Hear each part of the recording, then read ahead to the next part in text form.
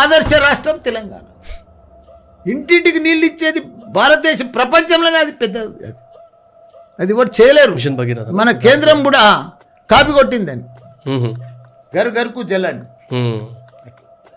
గొప్ప పని. ఇప్పుడు చంద్రబాబు నాయుడు కూడా ఇప్పుడు అట్లనే ఆంధ్రలో చేస్తాడు. ఆయనకు మంచి అవకాశం వచ్చింది, మోడీ దగ్గర ఉన్నాడు, పర్ఫెక్ట్ దంచి పడేస్తుంది.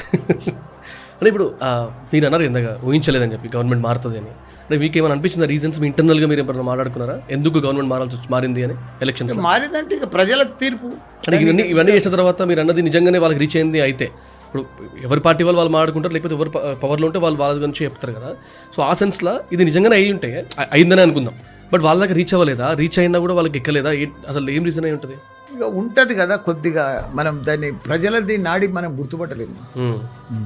ప్రజలు ఎట్లా తీర్పిస్తారా కూడా మనం, ప్రజలు చాలా తెలివిపరులు.